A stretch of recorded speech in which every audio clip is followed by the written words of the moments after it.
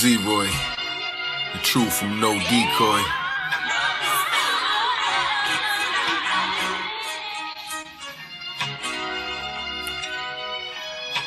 Yo, lung food spirit flipping, catch the arrow while blindfold. To know without knowing, searching for the sublime glow. No longer your master taught you everything I know.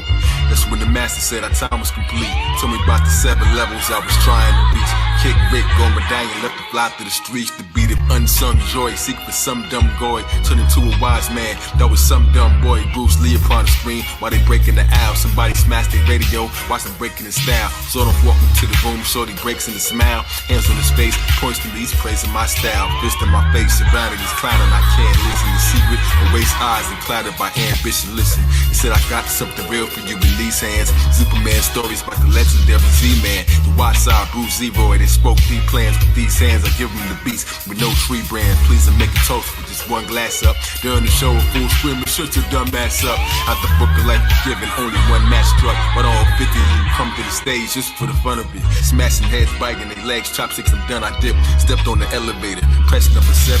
I thought I reached the final level, but it wasn't heaven. Kai Elohim, the bar, kissed the rhythm of the nighttime. Begging Vanity to spin the song and get the night fine. But she declined his offer, Eddie was pissed. Lil Bro was in the crowd, catching the kiss. Eye connection while she left and hopped inside of the lift. Caught her slipping by the exit, driver stressing his fist before it struck her, caught his hand and put his men in the twist. Helped her rubber eyes connected, then I left in the mist.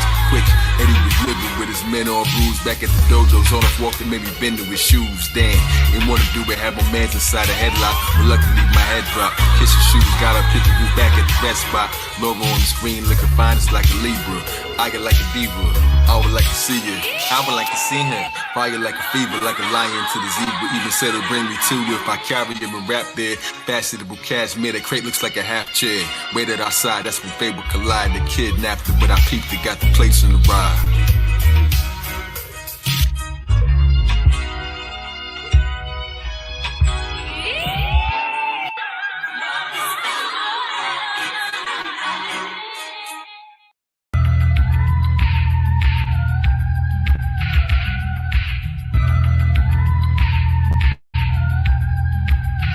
Yo, made her watch some garbage video, I kicked in the door.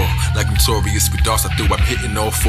Eddie's head in the piranha tank that dripped on the floor. Hide heads need cool water, take a sip that I pour. Next we hit her ass, posted as she slid off her shoes. Like a bird with a hidden nest, I'm missing the clues. Blindfolded, private eye that blinks, the mission is smooth. Record players spinning slowly, couldn't get in the groove. Love is clumsy, kinda awkward, found the gift that I lose. Present things return more valuable than this I can prove. Made a necklace, made an exit, hope that this is excused. Course of love is not rejection, like a kiss that's refused. Wanna smash, gotta dash, what's a nigga to do? You socket to me, I socket to you.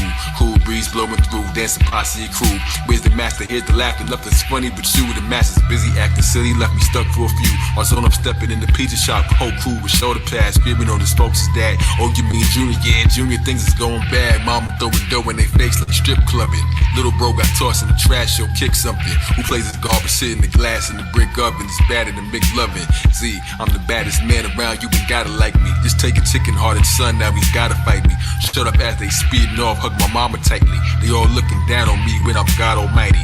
Hit the heavy bag, imagine it's him. Lord walking, smiling at me while I'm mad at the gym. Said she needs a bodyguard to guard her African skin. Said I should look like a master, as she laughed with a grin. So seductive while I'm down the lotus flower that has some bloom. Eddie Arcadian was building up his cast of goons. And my meanest, the baddest and the prettiest. Keep your money, I just wanna smash until he's hideous. I bumped into Laura, the apology's mine. Took a ride, look inside, surprised and shocked at one time. Kissed her while my brother spying his lot on the line. Like Bruce in his opponent's lair, I jetted, not a good time. Once the coast was clear, the folks appeared and tied them up both. Set the stage, the beast have left the cage of silence, they hopes. Hey my man, but it's looking like one pie gets a hoax.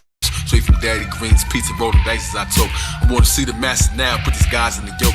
For a fortune cookie machine with hidden lines that I quote. From a master that don't exist, from mouth that I isn't broke. My former teacher pointed at me like the lines in the scope. I was born a quiet storm, was brewing high into slopes. Brought an arsenal of weapons, crept inside with no cloak. Corrupt powers, tied as break dancing, slide from you ropes. Announced me once I hit the stage like I was miming the host. In the zodiac circle in the sight buzz spokes. Each degrees of blade and angle cut the pie in the ghost. Nothing chuck and punch struck him, 25 of them smoke. Took a lie at the woke, tossed aside as I choked. They kept coming, always lost to the arrival of most. My students came to shoot a flame. My troops collided the goat. Tasting Eddie through a warehouse, bullets fly through the toast. Though a ninja starts and darts to turn the sky to a roast. Save my brother from a scuffle, locked inside of us both.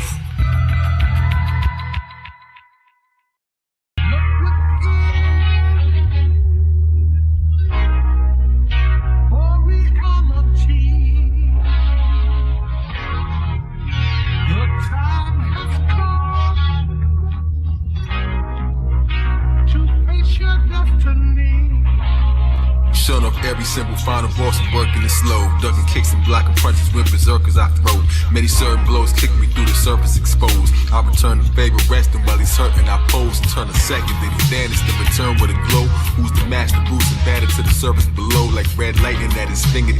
Tips you hurting them, so couldn't say it till I waited in the waters to grow. It's one place I never looked to find the source of the flow. Emerging from the baptism bag, dripping like a rich apostle who became Christ. Like the fish couldn't miss the gospel. Saw visions in the mind, swimming with no goggles, no gillies on the kid. Waited but I didn't wallow. Last time I had emerged, Fibonacci spiral, like a Vitruvian man. To the heights I flew, glistening radiance, more like a supernova. You got the glow, I got the glow. Go check the beauty thrower. Can I kick him to the tub? This dude is Dookie odor. Z-Way green tokens, what you gonna do to Yoda? Hung him out to dry and see the bullets about to fly. Bow scum suck, put a trigger out and down they cry. And when he came to check, my body was dead. Caught the bullet in my teeth and I stuck inside of my head. That's how my joints got crooked. Look how he pigs took him over, looking off the side of the legs. I'm still glowing, still growing to the skies I spread.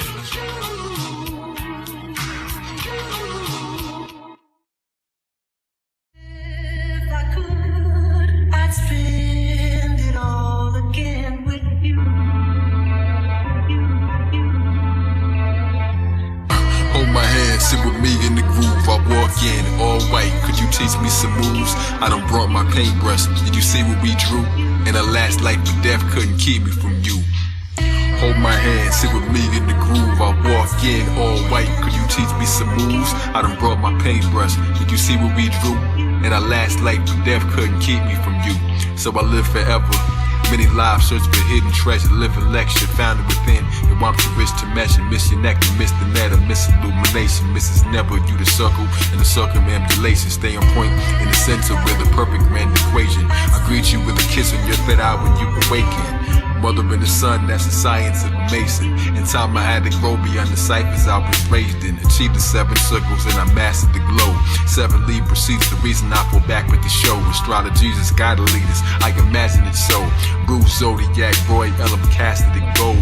Soul Reaper, flow bleacher, I done shattered the mold. The pattern is cold, your lab is my abode. This path is too cold, it's warm in your presence.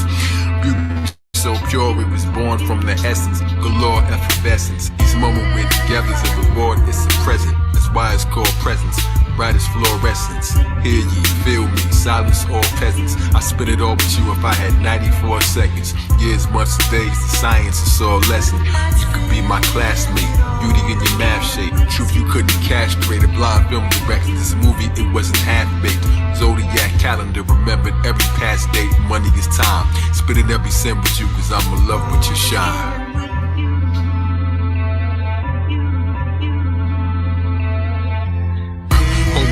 Sit with me in the groove, I walk in, all white. Could you teach me some moves? I done brought my paintbrush. Did you see what we drew? And our last life or death couldn't keep me from you. Hold my hand, sit with me in the groove, I walk in, all white. Could you teach me some moves? I done brought my paintbrush. Did you see what we drew?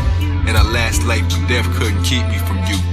If I could, I would spend it all with you.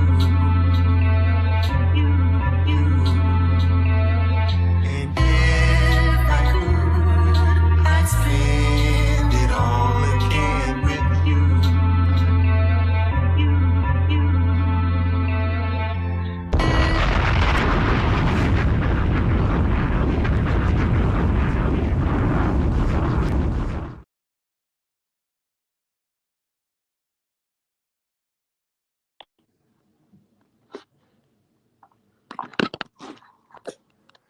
I gotta go watch The Last Dragon now. I haven't seen that movie in years. Is that one of the movies you used to watch as kids? I don't know. We used to watch that. I don't remember us watching The Last Dragon. because that was like hard to find. Like all the rest of the stuff was easy to find, but the Last Dragon was hard for us to find for like DVDs and all that good I stuff. just remember us falling asleep. Yeah. So yeah, good movie though. Good movie, man. Classic. Peace and infinite blessings, family. Welcome to Journey to B Maat, where you come and get your weekly dose of personal growth from a Pan-African perspective. I am Farugh Ma'at, one of the dynamic hosts of this majestic movement and platform, and you are... there you go. There you go.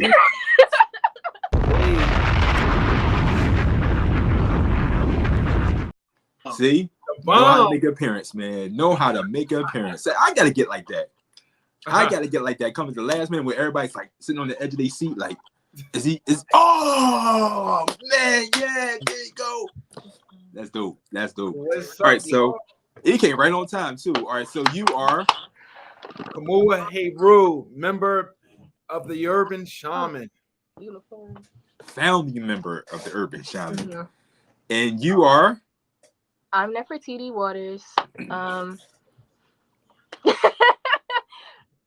This is my dad and my uncle.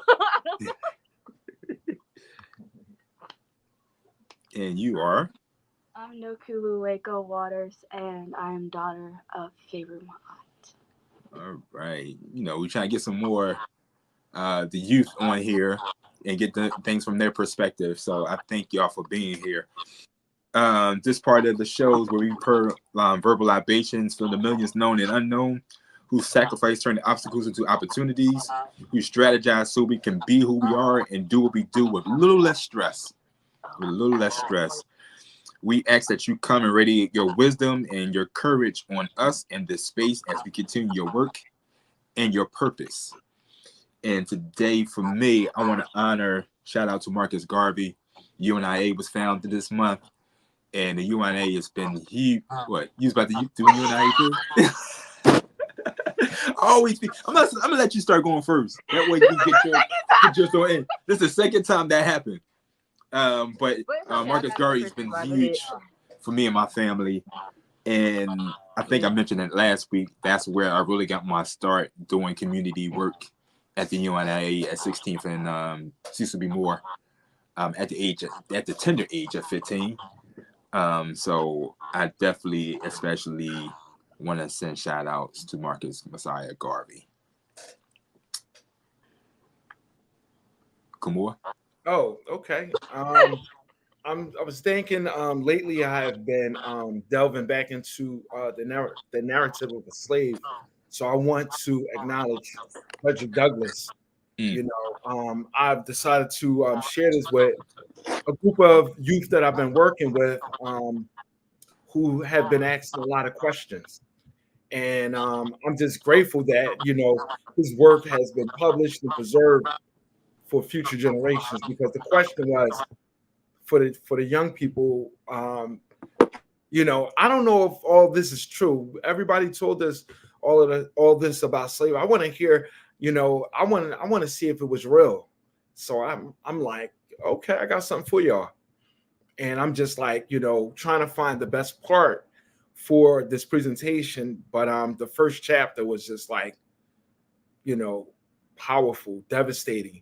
And I don't know I haven't presented it yet. I'm not sure how they're going to take it, but I'm grateful for that ancestor, his firsthand account, his, you know, eloquent way of presenting such a horrific experience. So yeah, Frederick Douglass.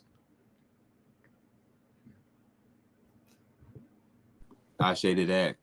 Every 4th of July, man, I play Frederick Douglass for your slave, the 4th of July. And it's so gripping. And it's a nice, I ain't gonna say nice reminder, but it's a reminder of what our ancestors went through. And it kind of puts you in a space of gratitude, right? It should put you in a space of gratitude that they was willing to go through that just to see us be where we are today. And I think we take a lot of stuff for granted, and that narrative really put things into perspective. So I agree with you 100%. Yeah. Shout outs to Frederick Douglass. Yeah. My person was MLK, Martin Luther King. One of the many people that Dad had us do reports on when we were kids. So along with Marcus Garvey and Frederick Douglass and a few other people, Harriet Tubman, the list goes on. But just to do the report as a kid and redo the report now that I'm older, I did my own personal one, but redo the report now that I'm older and have more of the capacity to actually understand the impact that he made. I wanted to give a salute to him for all the impact and the work that he did in the civil rights movement. So, Ashe. I want to take my moment to send prayers for the people in Congo that are being mutilated and tortured and used. Well, I want to pray for everybody that goes through that, but I understand that Congo has been going through it for years, and everybody made it seem as though they were set free when they were not. they just found something else to use to distract the situation. And that's why I love them. Yeah, so great tribute, great acknowledgement, and a great reminder, because stuff's still going on to this day. And the fight continues. So we're gonna go on with the show. And this is the last week we be concentrating on parenting. The whole month of July, we wanted to concentrate on parenting from a Pan-African perspective. And Knowledge presented an opportunity. He was like, yo, nobody's a better judgment of your parenting skills than your children. And so every week of this month, one of my children has been on, given their perspective on parenting and how I did as a parent, and how parenting has impacted them,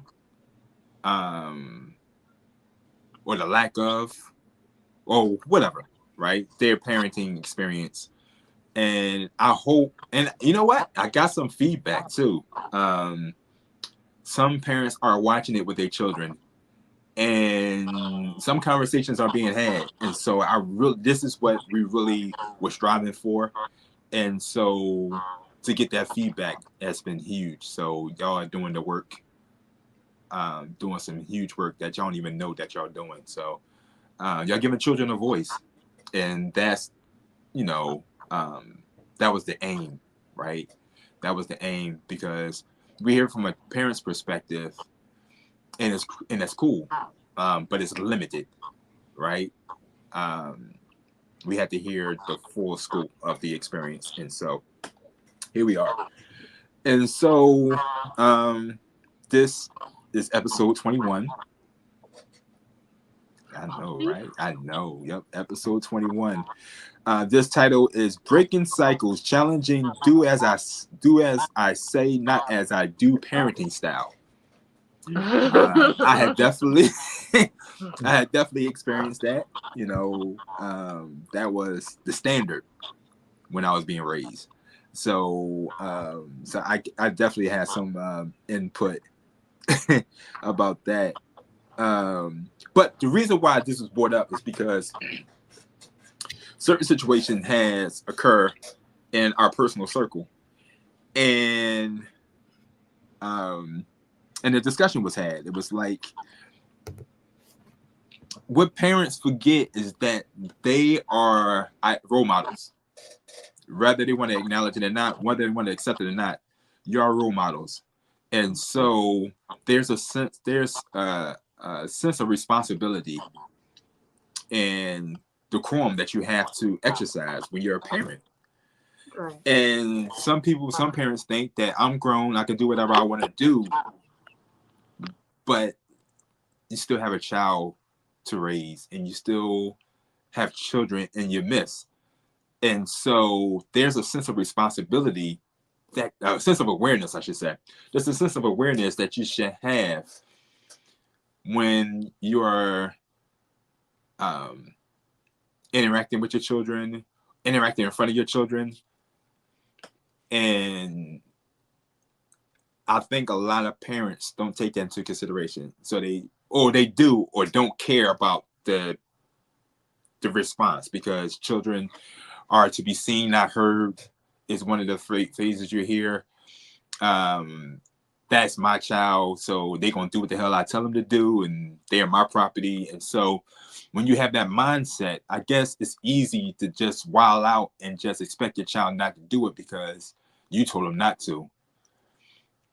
But enough science has been shown that most people do as you do and not what you say. So with that, we're going to talk about that. We're going to dive into that a little bit. And so my question to you is that if your parent is doing whatever, and they tell you not to do it, I don't even know how to phrase the question.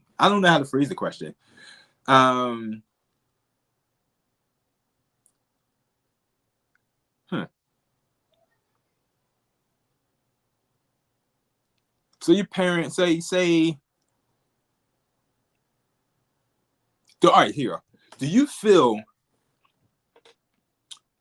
a sort of way if your parent is wilding out, doing whatever, and to you it might look like fun, right? To you it look like fun. It's like, damn, man, they having a good time. But then they tell you not to do it. You can't do it. Do you feel like they shortchanging you, or do you feel like it's hypocritical? Do you feel like, what do you feel in that situation? Like, it's like you looking at them and it's like they have the time of their life, and it's like, man, that look like fun. And they be like, oh, but you can't do that though.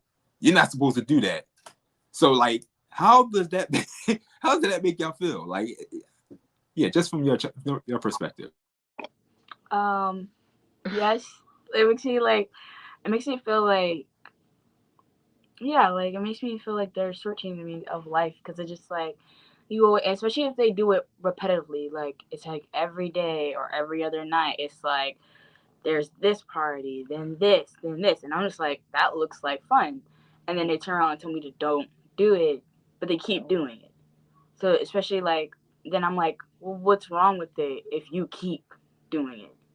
And it's not like you come home and you have a bad experience or anything. It's just like you constant. Look like you having fun. Like it's a blast. Like, right. And so it's just like, like I want to have fun too. Like, right. And then so it's just kind of just like, it seems unfair to us. But it's like sometimes when they tell you why, it's like, oh, okay, I guess. But it's still kind of like in the back of your mind, you're like, yeah, this is unfair. But whatever. I mean, at the end of the day, you're a child, so there's not too much you can say about the situation. But that's just how it would make me feel, or it has made me feel. well, yeah, cause everybody know our mom. Everybody know that the life that she lives. So be it like, yeah, she used to like let us come and like help set up and paint and do this, that, and the third every once in a while. But then there'd also be times where she be sitting there partying, dancing, doing this, that, and the third, and we all just sitting. Me and Uncle just sitting here, cause me and Uncle just sitting here like, oh, we want to do that too. She was like, no, you can't. You're not allowed to. I'm like, why? And sometimes it'd be like, oh, cause you're not old enough. Okay, cool. I'll take that one. We're not old enough. Okay, cool. I'll take that one. But then sometimes it's just like, oh, cause I said so. Okay, but how come you get to do it? How come you get to do this? How come you get to do this? I don't know. It just it leaves more space for. I feel like it leaves more space for your child to question you about the stuff that you do, whether you want them to or not. But I know that's also a big thing in parents. They don't like when their children question them or, in some of their eyes, challenge their authority. So, yeah, I don't know. I just know when we was kids, we was definitely sitting here like, you get to do all this. I mean, it looks fun. Like, we get to. Why can't we sit here and do this and this? It's Especially when we were there and then we got sent home. And it was like, all right, bring me here. It's not fair. You brought us here to help you set up, and then we gotta go home and can't even enjoy the party. That's okay. Can't enjoy what I worked for. No, honestly. Yeah, that is foul. That's now I must say that's foul. That's like some Cinderella type stuff. Yes. She would bring us to the events. She would bring us to the warehouses or whatever. We would help clean. We would help clean up, dust whatever off, sweep, hang the fabric up. We'd get to do our little paintings or whatever, and then we got sent home at 11. And it wouldn't even be school tomorrow. It would be in the summertime, but we had to do all of this: sweep, clean up, wipe down walls, hang the fabric up. This, then, and third. Had about like 30 minutes of free time, and then we had to get back to work, and then we got sent home. And then you come home at like 4 in the morning. Okay. Did you get paid at least? No. Like, what?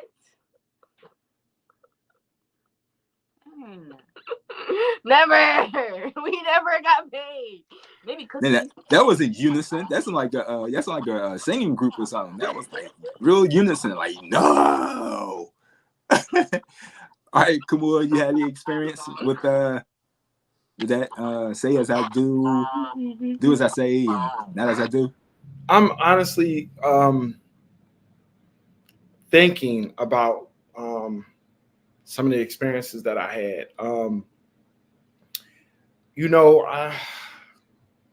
I'm sure there were, just like the girls just explained, they were like limitations to what I could do. Granted, adult environments, just, maybe some drinking was going on, some partying. But some things were obvious. Some things for me, there were some things that my mom participated in that I would never participate in. You know what I'm saying? There's some things just, okay. That was a generation that something, things that happened, and people from the 90s know, and, I look at a lot of people in my generation who didn't participate in a lot of things that went on with the generation before us. But I think about my sons though, and I'll be honest. I don't smoke herb anymore, but I did, for many years, and so far what I know, all the boys smoke. Was there? We definitely, the expectation that they weren't smoking, at the age ages where we say 18 below, that was not permitted. But were they smoking? Possibly. And would I've been I'm a hypocrite if you would, telling them not to and they see me smoking. So, I think about maybe them wanting to participate in smoking because I smoked, but I also, try to share with them the level of responsibility and being able to manage your life, comes along with, taking on that, a lot of conversations around it, if you are, constantly in a depressive state, is marijuana, is herb a pick-me-up, out of that state? Is that your choice of,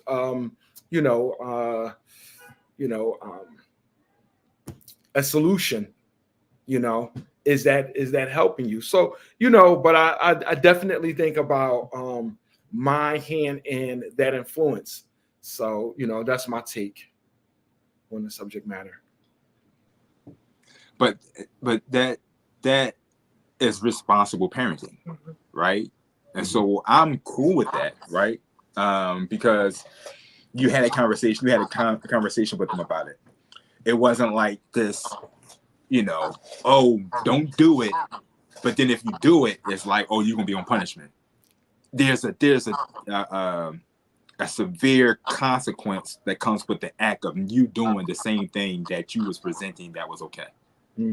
Right? So if you say, okay, listen, you had a conversation with them, that's all I'm asking for, right? I think that's the most responsible thing to do, right? There was an African proverb that says that you should not be doing anything that your children can't be involved in.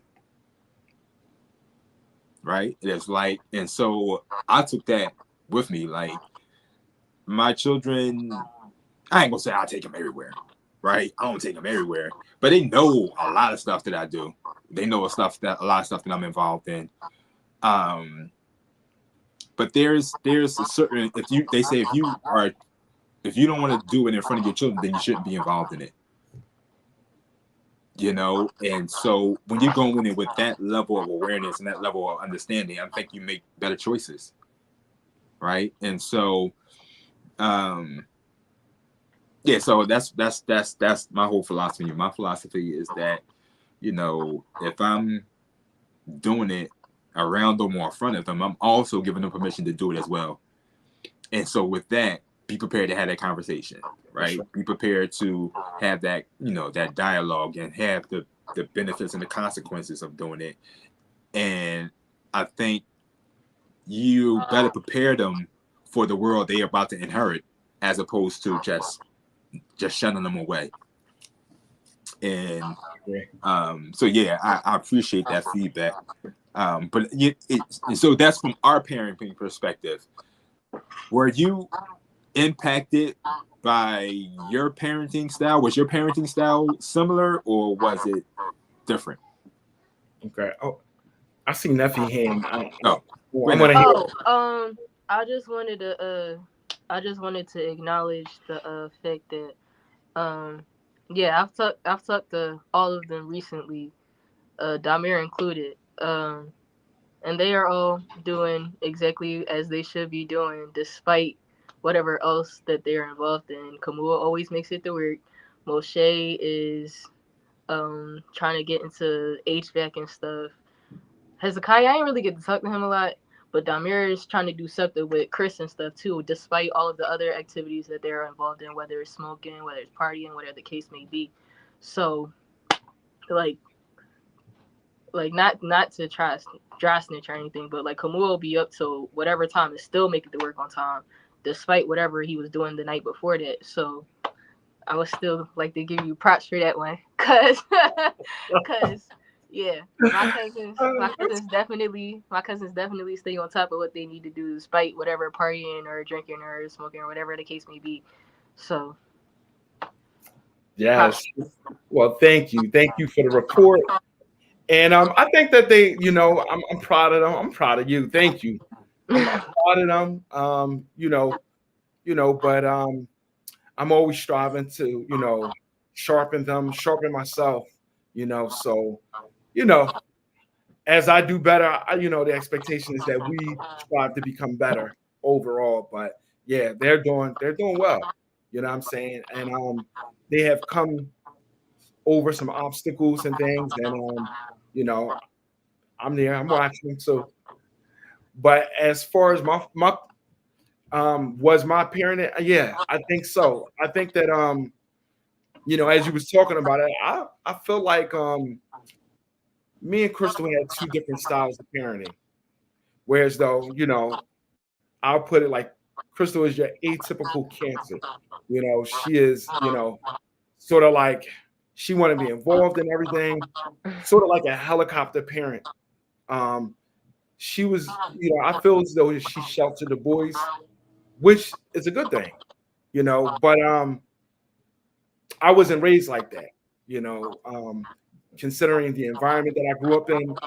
I was the only male in my family. My mom put me out, she was like, go outside, at a young age. I feel like I was predisposed to a lot of things, and I'm so grateful for those experiences, because it toughened me up. It gave me a level of awareness that I don't think that I would have had at my age in the environment that I was in. I don't think I would have been prepared. And, I tried to raise the boys the same way. I tried to not, although Crystal and I appreciate that she was very protective and she wanted to shelter them, I also knew that that wasn't necessarily, the way that I wanted to raise them. I wanted to have them exposed to situations. I wanted them to experience things that would, give them, a simulated real life scenarios, on the court, away from the neighborhood, engaging with other people. How do we deal with this stuff? How can we reflect on that incident? And what did we learn? Fortunately, there was several incidents, but they definitely learned from a lot of those situations. But yes, my mother's parenting style was just like, this is the world, embrace it. Although I didn't give them that kind of like, I'm saying, throw them out there raw, but I definitely came with that experience. So yeah, so that was the difference between me and Crystal parenting style and mine, influenced by my mother's parenting style. Yeah, because there's, my grandma, like I said, my grandma did, basically the raise on me. My grandma was definitely authoritarian. She was definitely authoritarian. These were the rules. I don't know. I can't say that because she was warm. She was high on control, but very little on emotion, right? So I guess she would be considered authoritarian. There's like 4 different parenting styles, right? There's the authoritative, which is high on control and high on affection. And then you have the authoritarian, who is high on control, but very strict, but little on emotions. And then you have the permissive parenting, that's your best friend. You know what I mean? Y'all bust it up, y'all drink together, y'all smoke together, you know what I mean? Y'all basically are friends. And then you have the uninvolved parenting that has no interest about you. It's all about that parent. And then there's benefits and consequences to those parenting styles. So I would think my grandma was definitely authoritarian, where she had strict rules. There was no exceptions. There was no negotiation. There was no, there was no, well, how we negotiate all the time and talk. There was none of that. Even if you looked the wrong way, you had a pot or a pan being thrown at your head. My grandma was a G.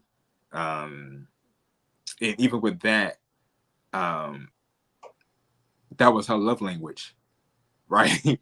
That was her love language. And I could look at it now and be like, yo, my grandma loved me. But back then I was like, my grandma crazy. my grandma was crazy. But that was the only love that she knew how to express, right? She wasn't privy to these different love opportunities, these different levels of love relationships that we're privy to, right? In all her relationships, she was abused. And so that had a huge impact on my life, because watching her go through what she went through, watching my mom go through what she went through, gave me a severe case of compassion for women, to where women had free reign to do whatever. Yeah, and I didn't realize that stemmed from watching my the people that I love the most, my grandma, my mom, go through the stuff that they went through. And I was just like, they had it so hard. And in my mind, it was just like all women have it that hard. And so I just wanted to have the compassion and empathy to say, you know what, I'm here for you. I mean, I'm gonna help you heal through whatever you need to heal through, no matter what I gotta go through, whatever I gotta experience, whatever the case may be. I'm gonna show you that I'm gonna always be here for you, no matter what, right? And that got me in a lot of trouble. That mindset got me in a lot of trouble. But you know, the crazy thing about it, I wouldn't change it. Because I still believe that those women need to experience that. And that was my purpose. That's one of my many purposes on this planet, is to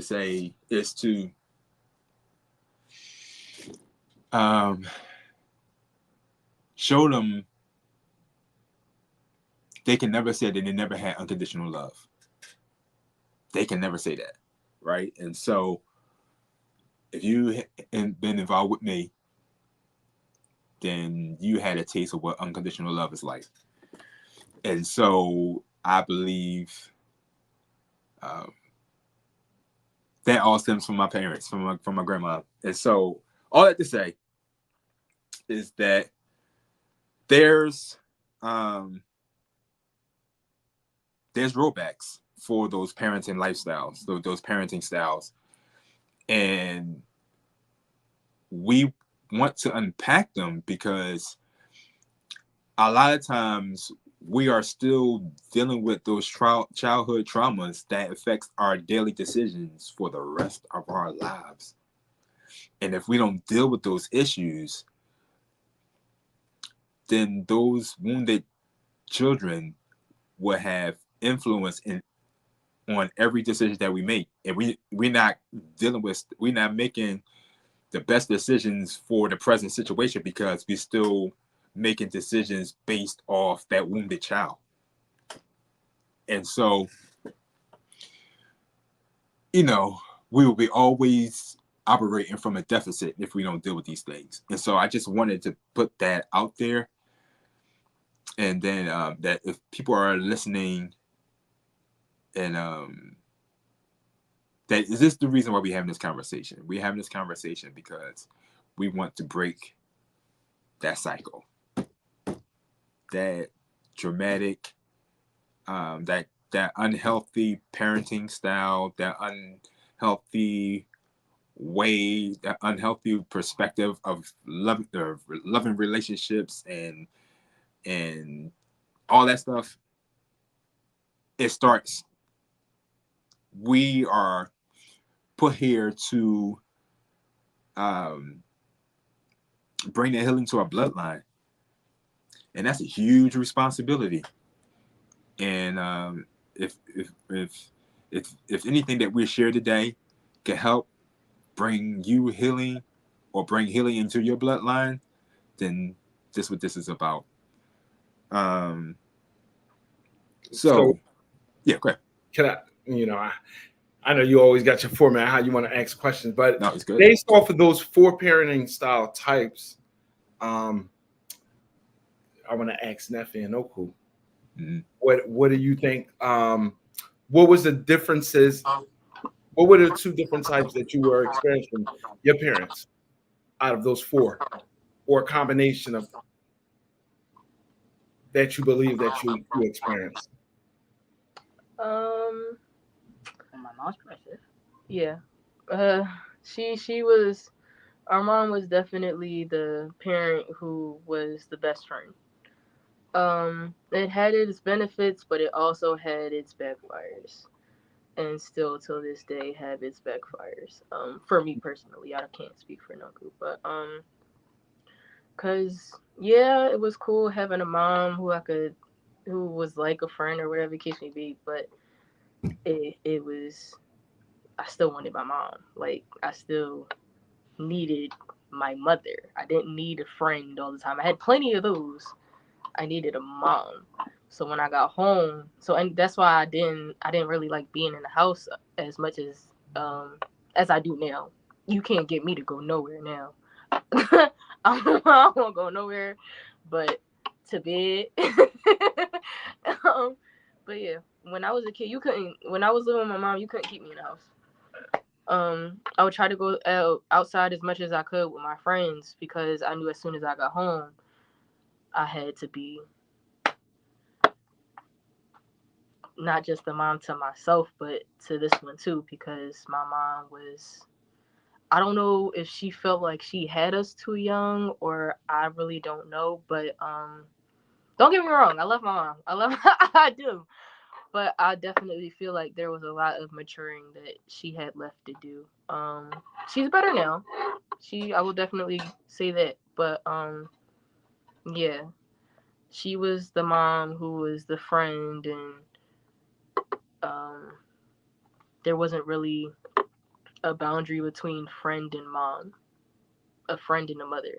Now, dad, there's definitely a boundary between a friend and then our dad, because it's like certain things we know we can go talk to our dad. We're like, hey, I'm having this problem in school, or I'm having this problem with a boy, or whatever the case may be, or just whenever we need to, like, hey, dad, I need you to just listen to me. And this is going on at work. This is what's going on at school. This is what's going on here. This is what's going on there. And he'll just sit there and he'll be like, okay, well, that's interesting, or whatever comments he needs to make. But then there's also the other half where we know that if we needed like fatherly advice or protection or whatever the case may be, we could also count on him for that too. So yeah, that's that's just because there's this one time my friend, she hadn't had the best relationship with my dad, but with her dad, not my dad, I'm sorry, with her dad. And I had went and asked my dad, I'm like, hey, so from a father's perspective, this is the situation, what do you think I should do? And whatever questions I asked, he gave me his perspective, and I went and handled it from there. But yeah, there's also been times where I'm like, Dad, this is what happened at school. I don't want to go back to school. This is the situation. And he be like, depending on how well we're doing at school, he be like, well, do you want to just take the day off tomorrow? Like, if you're good at school and you're not missing too many days, then you don't have to go to school tomorrow. So just take a break to ourselves. But yeah, that's the half and half between my mom and my dad. All right, Kamor, that was a great question. All right, so you would say I'm the authoritative parent or the authoritarian? Authoritative. I gotta hear the definitions again. All right, so the authoritative parent is high on control and highly affectionate. Strict rules, consequences, warm but nurturing, encouraging, but let you know that adults is in control in the situation. But you know, he encouraged you and he loves upon you and things like that. The authoritarians high on control, extremely strict, very little emotion, follow rules without no exceptions, no negotiation, sometimes harsh with the discipline. So those are two. I would say authoritative.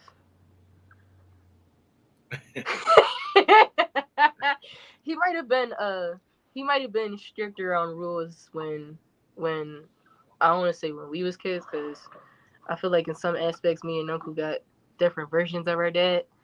But but yeah, when me and my brother were kids, I definitely feel like he was more on the he was kind of more strict on the disciplinary side, but he was still definitely affectionate when it came down to it. Like when he knew that there was times where he needed to be soft and be like, hey, are you okay, or whatever the case may be, he was able to do that. So yeah.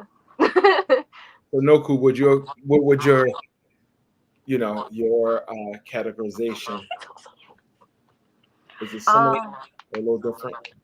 No, it's similar. Like with my mom, it's like basically everything she said, it's like it was such a freelance that I'm gonna be completely honest, sometimes I didn't respect her as a mother because there was nothing there's no authority to prove that she was. And I'm like more like nephew was the one that came home and was like, all right, this is what you need to do. You need to clean your room, do your homework, then you can do this or watch a movie or whatever. She hated me for it too. She was just like, bro, why do I have to sit here and she did it though. So but I did it. While my mom, I love her very much. It's just like I got kicked out of school in 6th grade and just never went back. And that really did set me back because of course my dad was like, whoa, he put me into school when I moved in, but it was just like I felt so behind in school because I left 6th grade. And so I'm coming back the end of 7th. So everything you would have learned at 6th and 7th grade, I was just like, I don't know. Like I couldn't even do multiplication. I was just like, I need a calculator or I need my phone. She's good at math now though, so yeah. She's good now. I can work a cash register without a calculator. So That's right. But yeah, so it was kind of just like my mom was just like very freelance while my dad was like, I'm not gonna say strict because I'm not even gonna say he has, you might say you have rules, but I say you have more like standards. Yeah. And I wouldn't say, because I feel like rules are like, well, this is what it is and you have to follow this. If you break this, then there's a punishment. No, he'll give like suggestions, and then if we mess up on the suggestion or we just don't listen to it and we mess it up ourselves, then we kind of just like have to deal with it and have to learn from it. One thing my dad always says is go ahead and do what you're gonna do, but you have to deal with the consequences. So it's always like, okay, well, when he says that, sometimes I'm like, nah, I'm not gonna do it. I don't really wanna do that. Or other times I'm just like, yeah, I'm gonna do it. And most of the time, not even most of the time, 98% of the time, I'm like, I don't think I'm gonna do that again. But it's all part of the experience because then it's just like if you don't let your kid live, they're gonna go live somewhere else. And without your guidance, without your support, without like basically just being sneaky about it, you know nothing of what they're doing, and then God forbid the only way that you find out is them in a hospital somewhere. Strict parents make sneaky kids. They're gonna find out how to do it no matter what. So, but it's just gonna be worse because you're not gonna be able to supervise or give them advice or be like, hey, I was in your same position. This is what I did. Maybe this is what you should do, or this is what I learned from it. So, right. But besides just like I also tell my dad every day like I'm gonna make you proud. So it's like it's not like he's like you gotta do this, you gotta do this, you gotta do that. I'm just like he gives you space to do it, and if you don't, he's like, I'm a little disappointed that you didn't, but I'm not mad at you. I'm not going to treat you some type of way. I'm not going to do this or do that. So it's like I always figure out my own way. But besides that, it's just like my dad's my best friend. Like he probably like, I mean, come home from school and be like, guess what happened? Or I call him in school sometimes. I'd be like, yo, like, this happened, blah, blah, blah, blah. Or I'll send him pictures while I'm at work. So it's just like I'm not going to go and tell him every single thing because at the end of the day, that is not my friend. I mean, he is my best friend, but certain things is just like, no. Because they're still dead. Right. But at the end of the day, I do tell him a lot of things because it's just like we're able to feel comfortable enough to tell him. And if it is a little too much, he'd be like, hey, like, I don't really want to hear about it or don't get me involved or whatever. He's like, if you need my advice, I'll give it to you. But besides that, I don't really want to know what y'all got going on. But besides that, it's just like other times. Also, I'll like go in his room and I'll just sit there and I'll cry in his lap over something. And then he'll just be like, okay. He'll be like, are you done? And I'm like, yeah. He's like, do you want to talk about it? It's like, yes, I want to talk about it. So we'll talk about it. And that's the time where he'll give his advice. And he's never like, He's never like, you shouldn't be sad or anxious or depressed because I do this, and this for you. You got clothes on your back, a roof over your head. You shouldn't be sad.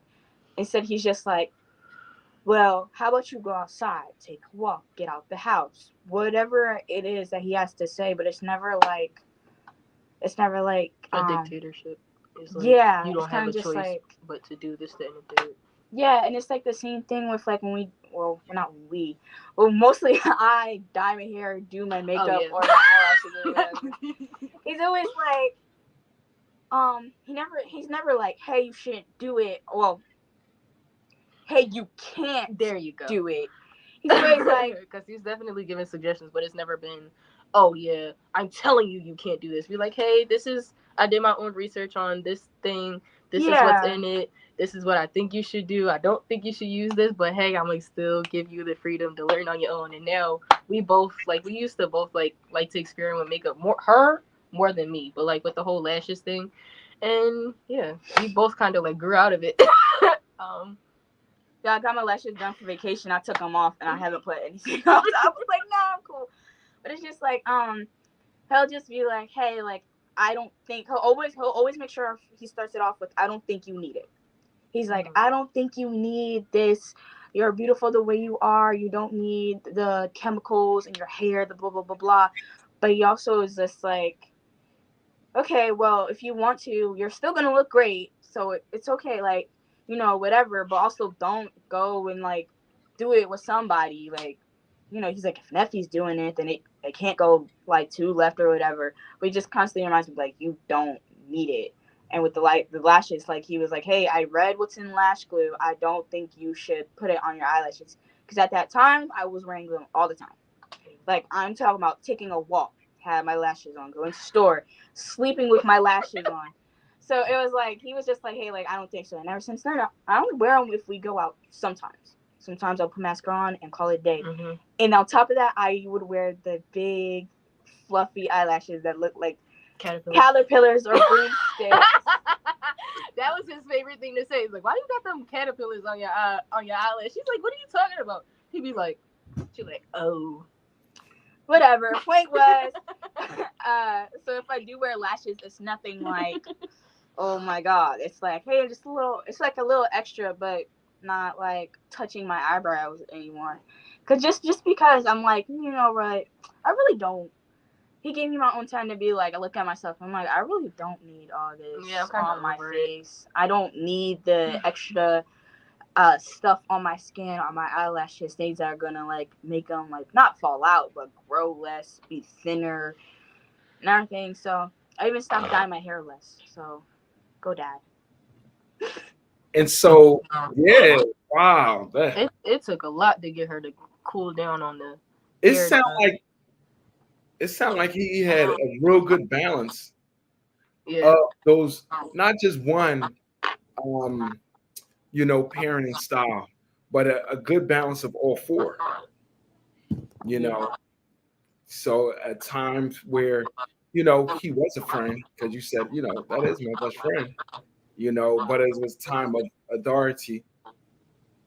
But I definitely admire, you know, definitely raising, I don't know how I would have raised daughters. I don't have any daughters, you know, and I think that would be challenging, especially having, you know, I think it's amazing that, you know, Farugh, you allowed them to express themselves, you know, and for them to come to the conclusion and understanding what was good for them and what wasn't too good for them, but they had to experience it.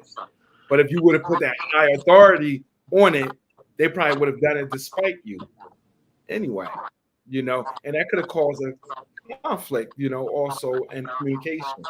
So, wow. Yeah. You know, you ask the best questions, and that's why, like, even though I have a format, but it's just a guide, right? We really want to have space for spirit to take over and do what the spirit needs to do, right? And so that was a great question. That was a very good question, and I think you brought up a really good point, because it's not the perfect. Not one is the perfect parenting style, right? I think it's the combination of all of them and balancing them out. Because I always feel surprised when she says that my dad's my best friend, and it like warms my heart to hear her say that. Because that wasn't the goal. The goal wasn't to be her best friend. But to hear her say how often she said that. Method, they both say it, but she's just very vocal about it. Warms my heart because that wasn't the goal. The goal wasn't to be their best friend. My goal was I just wanted them to have the freedom to be themselves and explore that. And I think we did that. I think we did a good job in that. And I'm so very proud of them. You was gonna say something, Neff? Oh, yeah, she's very vocal in my dad's my best friend. I said I show that more in the where you at text. The text throughout the day. I'll be at school. Like, oh, by the way, I just finished hair school. I'm about to take my state boards to get my cosmetology license. Yes. But yeah, I just finished on Wednesday? Wednesday at 1:15 p.m. I finished all my 1,250 hours to get my license for my cosmetology. So I'll officially be a licensed cosmetologist at the age of 18. Yes. So, yes. Yeah. Congratulations. But yeah, thank you. But yeah, I'll be at school, and then either if it's super early, and I'll text and be like, "Hey, Dad, have a good day," or throughout the lunch, like I know when his lunchtime is, whether he takes it or not. But whether he takes it or not, I'll text him and be like, "Hey, did you eat?" He'll be like, "Yes." Like, "Did you drink water?" He'll just like the message. I'll be like, "Okay, cool." And then sometimes we'll be up, and then he'll be out somewhere. I'll be like, "Hey, where you at? You good? Coming home. When you coming home?" Like, I've been with him on those occasions too. Yeah, I know. I've texted you too, personally. Like, hey, I texted both of y'all in group chats before. Like, hey, there's a storm. Be careful. Watch out.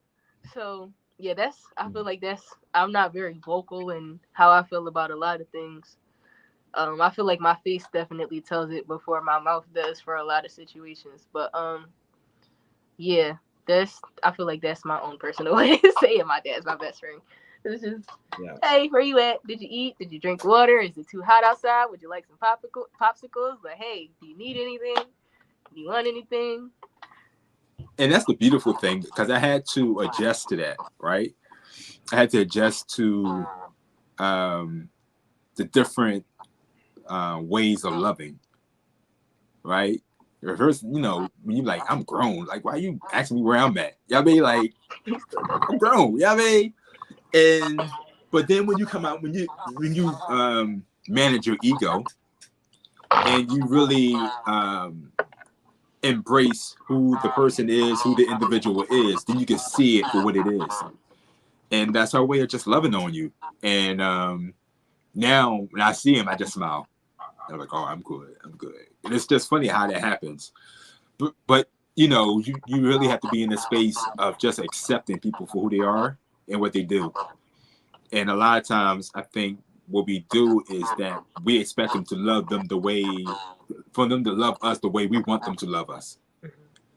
And then when they don't love us the way we want them to love us, we feel shortchanged, or we don't feel love because we're not accepting their unique way of loving on us, right? And so once you accept how they love upon you, it makes it just like, you get it. It's like, it's special. Yeah, I mean, it's special.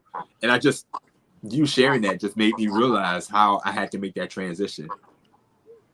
And there's definitely a transition period. Yeah, it definitely has benefited me. I mean, it makes me smile when I see those texts now. Kind of makes my day.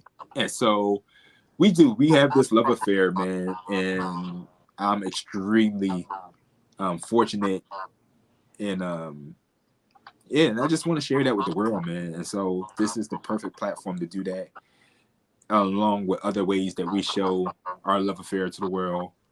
And that is okay. It's okay to have a mutual respect with your children. It's okay. And matter of fact, it's beneficial for both parties. if we establish a mutual respect for one another, and if you allow them to be the person they was designed to be, and you play that part in assisting them and bringing that out, it just makes life easier. When you're trying to control them and make them what you want them to be, oh my God, it's such a fight. It's such a fight. It makes life chaotic for everyone that's involved. But if you humble yourself and say, you know what, they their own individual, how can I assist them in bringing that out? Life becomes a lot more. It becomes easy. Becomes more easy. So, time check. Yeah. It's 8:10. 8:10. Good. We're on good time. Good time. So, now we talked about some of the toxic parenting styles. Let's talk about some tips on great parenting skills, right? And so I want to get y'all perspective on the list of great parenting skills. So we touched on some of the negatives. Let's touch on, should we do one negative, one positive, or just focus on the positive? I feel like last show, we touched on a lot of the negatives. Well, I wouldn't say a lot, but definitely quite a few with as far as the like children raising children and how it affects the child and their like maturity levels, and how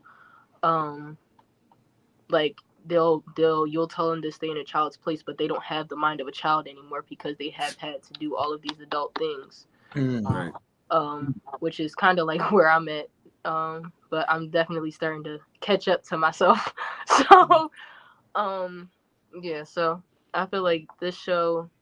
I mean, I guess Noka could have a little go back and forth with the negatives and positives since she wasn't with us last episode. But as far as me personally, I'm gonna stay on the positive side of things. Okay.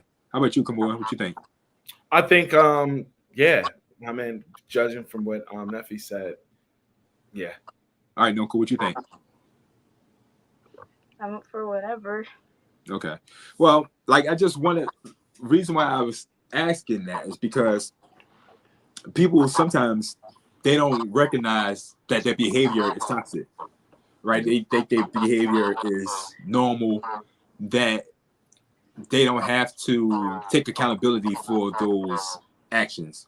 So I just want to, so maybe I'll do 1 and 2. So I'll do 1 negative and 2 positives, just to kind of narrow it out. Okay. All right. So have you, one of the negative, the toxic parenting styles is hypercritical. Have you experienced being hyper-criticized? Have I experienced being hyper-criticized or my parent being hyper-criticized? Yeah, parent hyper-criticized. I don't. Like the parent hyper criticizing you. That means like being like hypocritical, right? To No, what they say. it's like they criticize you all the about time, everything. little thing. They just constantly Oh. criticize. No. Okay. How about you, Kamora? No. If there was criticism, it was just like at moments, Okay. which probably was necessary. Right. And that's what I'm saying, hyper. So criticism is good, but it's the hypercriticism that takes you into toxic parenting, right? So if you're overcritical and you criticizing all the time, that's a toxic parenting trait. All right. I take that back. It's not from you or mom, but it was actually, yeah. That's not who I was gonna say, but yeah. No names. No, she didn't say it loud enough. Okay. But yeah, there's definitely been a few authoritative figures, I guess you could say, that that have definitely hyper criticized me on a lot of things. When I was a kid, it was I couldn't say nothing to Uncle. Being as though that I was practically at my mom's house, I was practically raising her, but Because when we were here, I got to relax. I got to be, I got to chill out. But when we was at my mom's house, I practically like was taking care of her, and there would be times where like I would be hyper criticized about everything. I couldn't look at her wrong. I couldn't say nothing to her. I couldn't tell her what to do. No, nothing. One time she got snappy with me. I told her to shut up, and I got called the worst sister in the world. And I was 12. I was like, "Yo, are you serious?" Oh, okay, all right. And then there's been times where it's just like I've been criticized about um I want to say criticized because there sometimes it was needed, but hyper criticized about like the small things like um the way like how my face looks sometimes, or how I'll be looking mean, but then again they don't ask what's going on. They just assume off bet you got an attitude. They just assume off bet that something's wrong. You don't want to talk to nobody, this, that, and third, but they never actually sat down and tried to understand, hey, what's wrong with you? Hey, are you okay? Hey, do you need to talk? It's just off the bat, oh, she's got an attitude. Oh, she's just mean. Oh, she's just this. And it's like it's only so much that I can personally take of you being on my back about every little thing until it's just like, you know what? You got it. I'm good. This is, you stay over here. I stay over here. I stay in my space. But as far as my my biological parents, my father and my mother, no. But there's definitely been outside of them people who have I have felt like hyper criticized me. But there's also been times where dad has stepped in and been like, yo, that's not like, whether I know it for a fact, whether I've seen it, I know that there's been times that he's definitely been like, hey, that's not cool. Hey, you can't do that. Hey, okay, I get that this is the relationship that we have and the relationship that y'all have, but at the end of the day, I'm her dad, and we're not doing that. And then my mom is my mom's definitely also stepped in at times where it's just like, okay, I get that you have your issues with her, but this is my child. You're not going to talk to my child like that.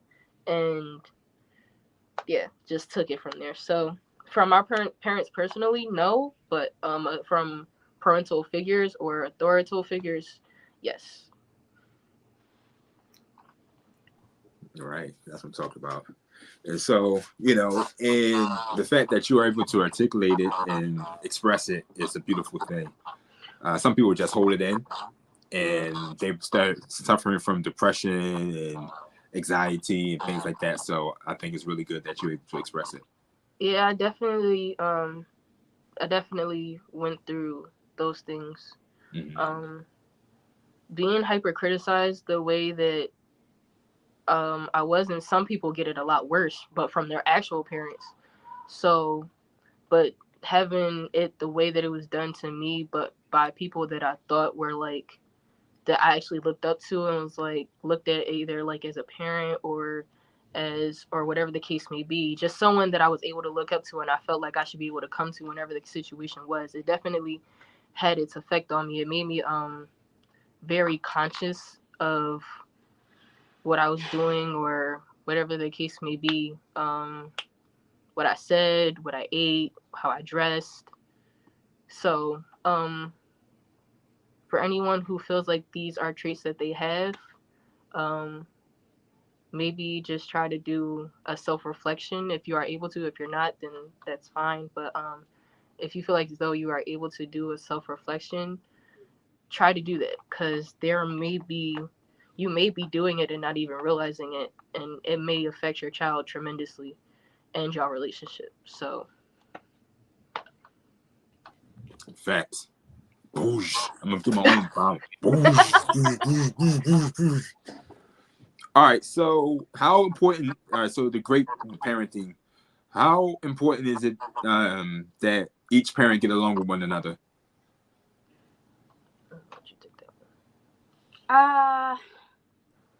It's actually very important.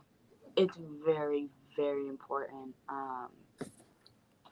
So like even the smallest things to the biggest thing is very important, because it's just like every child wants to have like a full family. They want their mom and their parents to be together. They want some siblings, some don't. Whatever. Everybody wants a stable family. At some point. Eventually, some kids just give up, and they're just like, okay, whatever.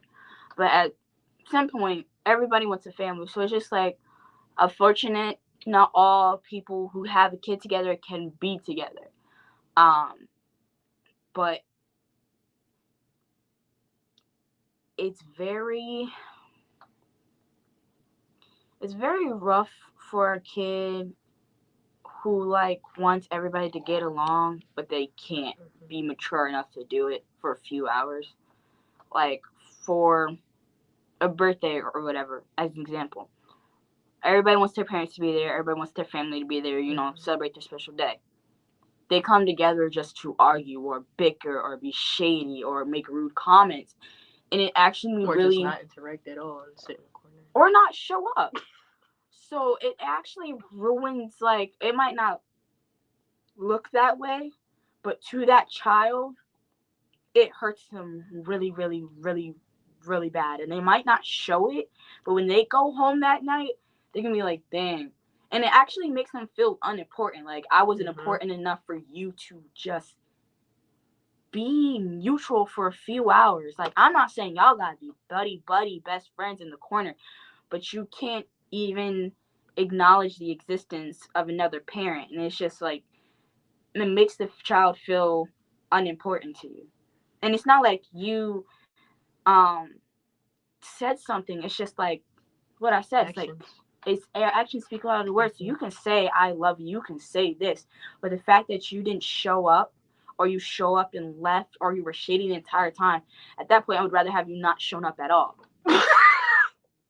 Because if you were going to cause distress to me and other people, just don't show up. I'd rather have to deal with, dang, she didn't show up again, then, dang, now they got a new problem. And now what about the next event where they all have to be in the same room? How is that going to go? So it's just like spiraling, and it's and then you start not inviting people, because it's just like, it's just causes so much.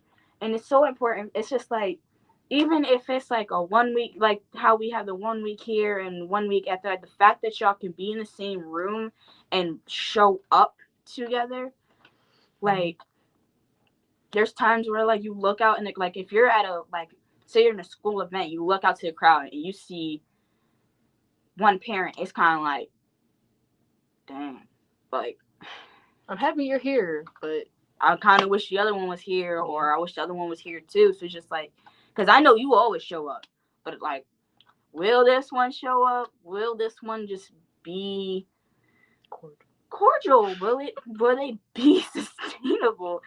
But it's just like, it's very important. It's very important to have your parents be able to be around each other. Yeah, I would like to second that. Because there's been times where it's just like I don't really remember a time where you and mom couldn't have been in the same room together, or y'all couldn't be cordial. So I'm definitely thankful for that, because I don't really remember a time that y'all couldn't have been cordial, or just couldn't stand each other so much that y'all, well, I can't even say y'all, but because I know you're always trying to be Mr. Kumbaya. So yeah. Because he's always trying to be Mr. Kumbaya, Mr. just him. I definitely, and we're grateful for that. Yeah. And then sometimes it's just like, Dad, come on, man. Like, I don't want you to hate this person, but come on, you gotta do better, man. Not do better. Not better, but like, put yourself first. Yeah, that. Said it perfectly. But that's what I meant by do better. It wasn't in a shot way, but yeah, there's definitely been times where I've wanted to see certain amount of people that I've invited to a family function or a birthday or whatever the case may be, and they just didn't show up, or they showed up for 5 minutes and then left and didn't even tell you they were leaving, or they're even there. Be like, oh, hey, I showed up. I didn't see you. That you didn't say nothing to me. How am I supposed to know that you came? Or came very specific. Came not even, but came, said hi, left, or just didn't show up. Or because there's been times where like I've wanted not even just like parent figures or like just friends or whatever the case may be, just people in general, people that I found important to me wanted to show up and they just didn't, or whatever the case may be. But as far as back to the parents thing, I find it very, very, very important that you should be able to coexist with your co-parent, especially when it comes to your child. Yeah, because it means a lot more and can impact the child a lot more than you would ever think. More. Yeah, I definitely I agree. It just made the parenting much easier for me to get along, to be able to communicate, come together at times when we need to come together, and not be at odds and arguing. And so, I definitely agree with Nefi and Oku. I see the impact that it had on, you know, um, my son. I see the impact that it had on the boys overall. That that they still had access to me when they needed me. I was there when she was going through stuff, and she just needed me there. So although we were separated, but I was very much welcomed. Actually, a confidant, if you will, to her, and I'm appreciative of that friendship that we've fostered throughout the years. Still to this day, she called me, she told me about the new relationships or the separations, but I'm grateful that we can share and a relationship, just a healthy relationship, outside of, okay, we're parents, but we also are cool. We have a friendship. It's really healthy. It's very healthy for everyone overall. Yep. Dope. Yes, and somebody has to have the bigger picture in mind. Somebody has to be, Captain Kumbaya. Somebody has to do it. You know what I mean? Like, yeah, that should do that.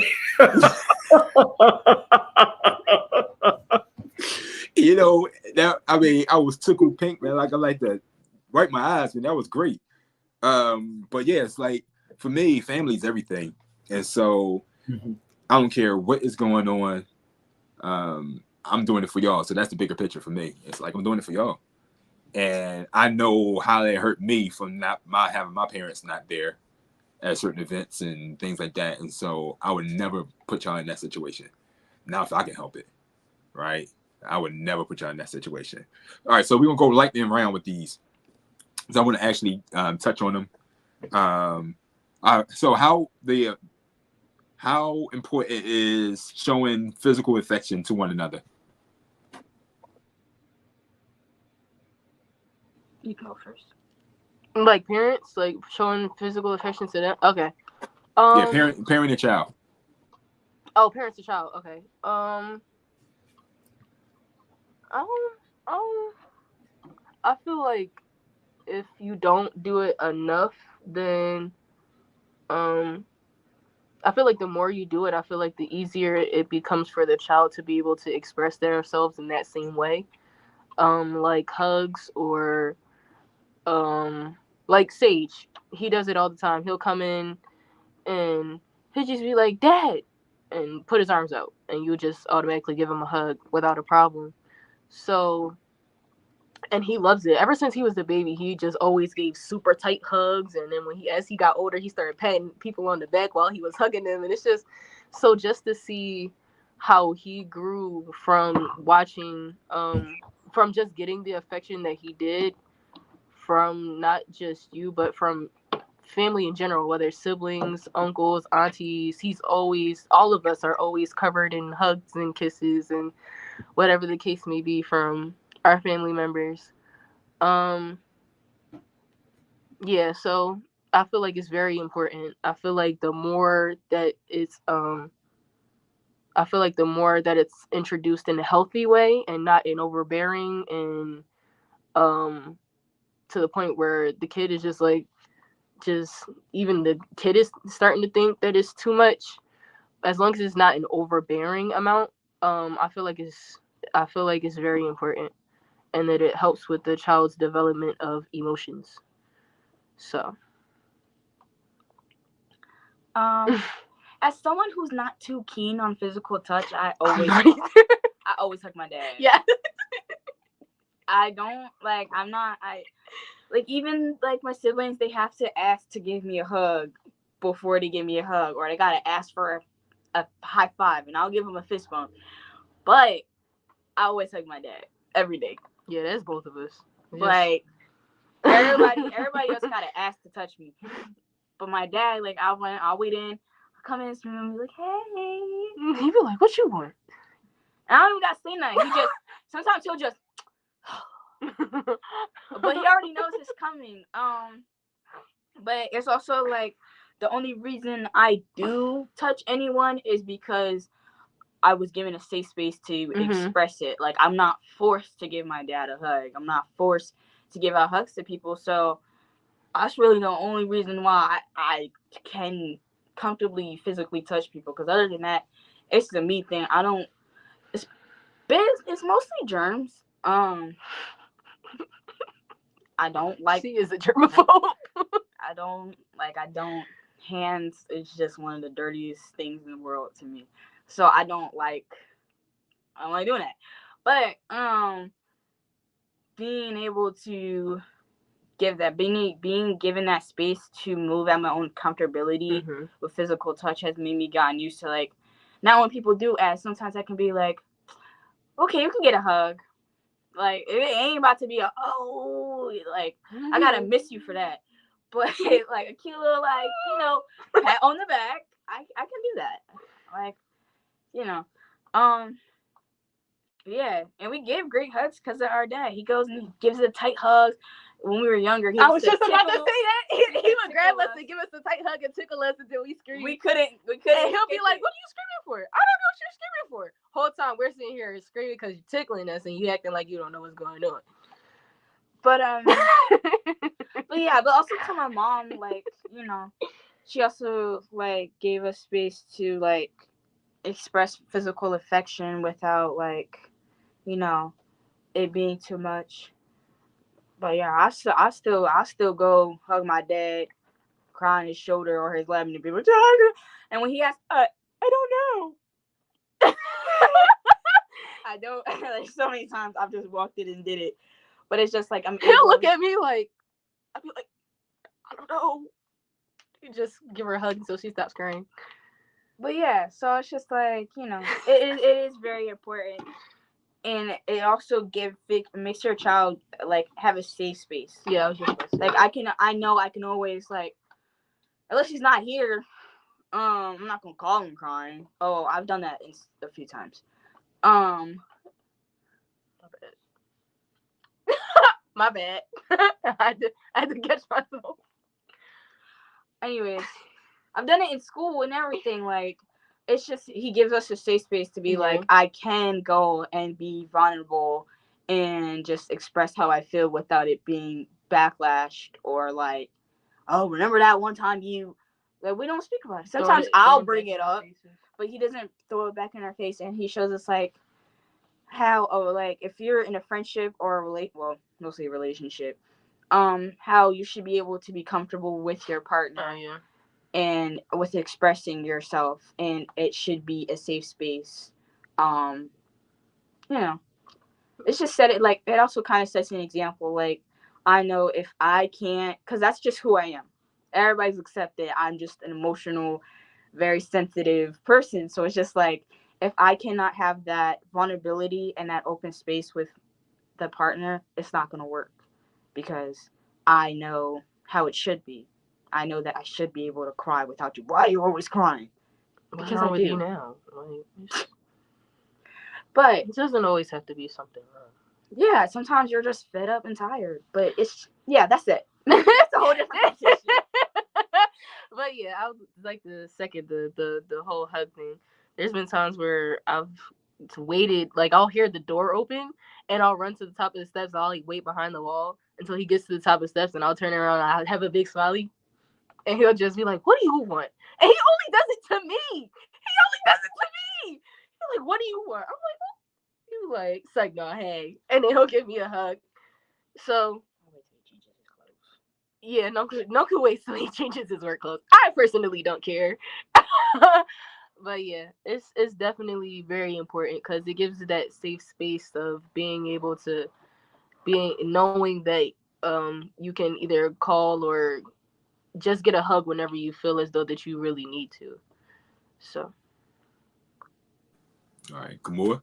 That was a great answer, y'all. Great answers. Oh yeah, I think that affection is extremely important. Quick story.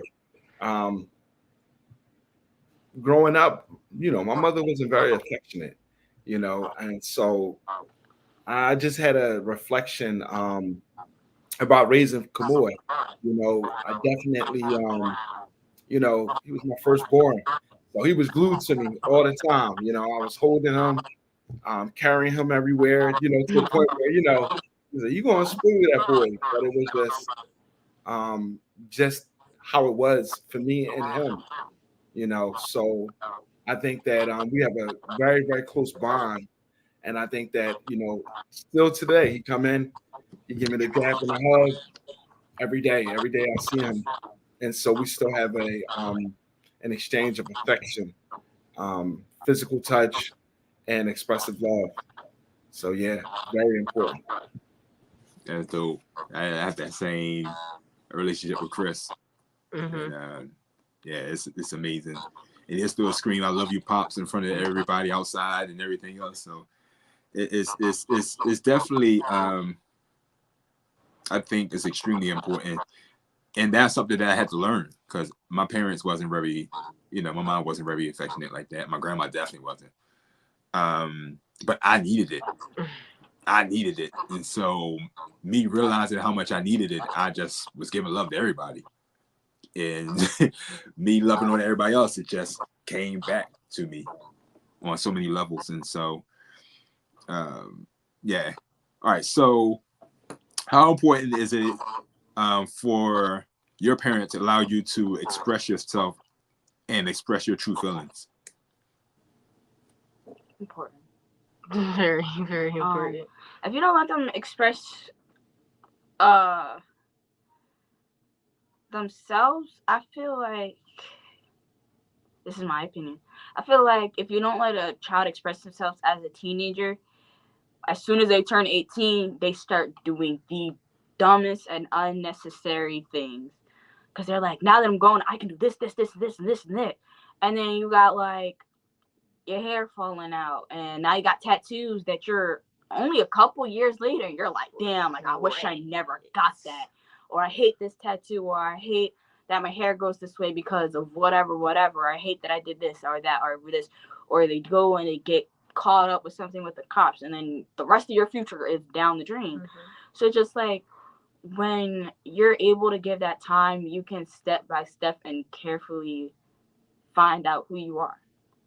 Like I went through several stages where I was like, I'm going to be this, I'm going to do this, I'm going to go to law school, I'm going to do it. Now, those things haven't changed, but my biggest goal has changed. But it's just like I was able to figure out who I wanted to be and what I wanted to do. Like I did the whole makeup thing.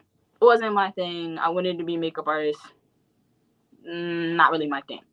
Right. On to the next. I want to do this. Tried it. Not really my thing.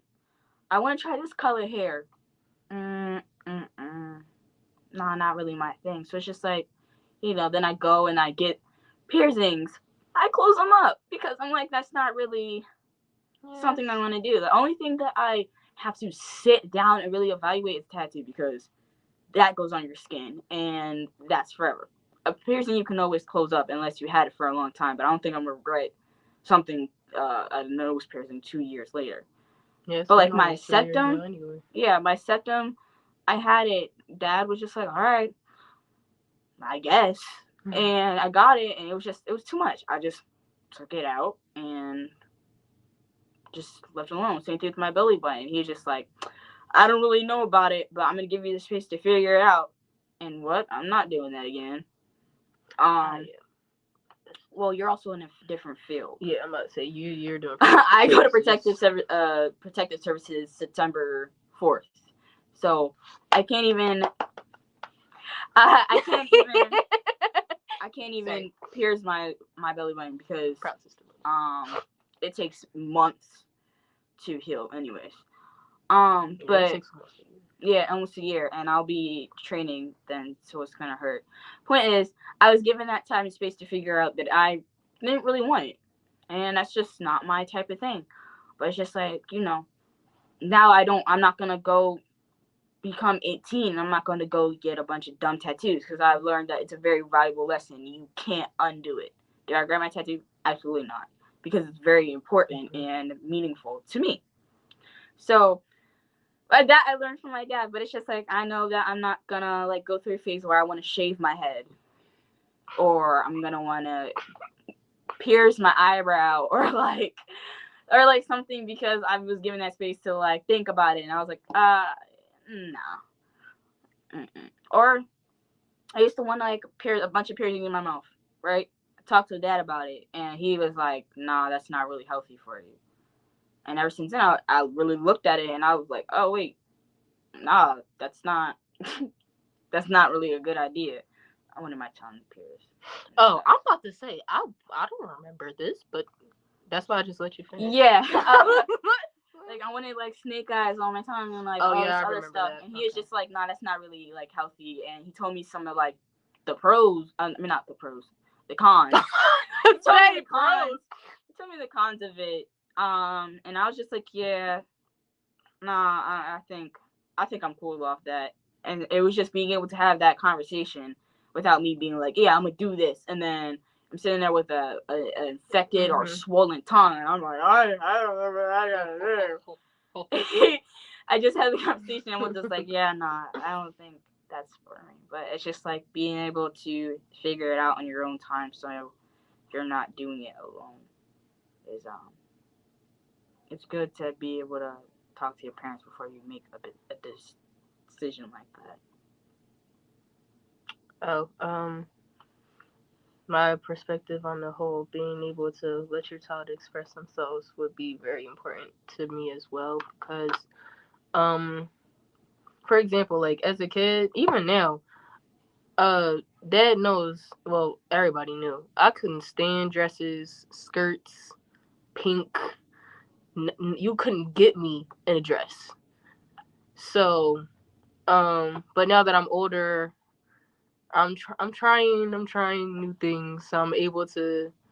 But they never harped on me to be. I mean, there was a few people who did, but I felt but my dad, it was for me personally, ever since I was as far as I can remember personally, my dad's opinion has always been the Let her dress how she wants. yeah, my dad's opinion has always been like set in stone. Like, if his opinion of how I dress doesn't bother him, or he doesn't feel like I need to dress a certain way, or I have to wear more dresses, or I have to wear this, or I have to wear that in order to act like a girl, because I did still act like a girl, but I just didn't dress like one. Like, I dressed in what was comfortable for me, and he understood that. So he never pressed those dresses and the skirts, and unless it was like a formal thing, even then he wouldn't press it. But yeah, it just gave me the room to make my own decisions of when I would be ready to wear more dresses, and nails and makeup is still not really my thing, but see, I'm starting to do the whole nails thing, and just small simple stuff like that. So just being able to express myself as a kid and not being forced to wear or act or dress a certain way definitely helped me realize like this is me. Like this is who I'm comfortable being, and there's other side things that like influenced how I dressed and stuff, but that's that's also a non-factor. But being able to have the room and the safety to express myself, and not just my clothes, but also um like the activities that I did. Like I was always in sports, soccer. Dad knew I liked sports. He would take me up on a soccer hill at least once a week. It would be like a small soccer hill. It would have a sidewalk, but it would be a small little hill of grass. We would sit there and kick the ball back and forth for like an hour, hour and a half, and then we go home. Or basketball. I think he said like at the age of like 2 or 3, I was sitting there on the couch watching basketball with him. So yeah, it's just He would take us to the court. yeah, he would take us to the courts, and I wanted to be side cheerleader. Yeah, she was sitting on the side. I was playing. She was sitting there on the side cheering and stuff, and I would be sitting there playing basketball with him or whatever the case may be. Right up in my skateboard. Yeah.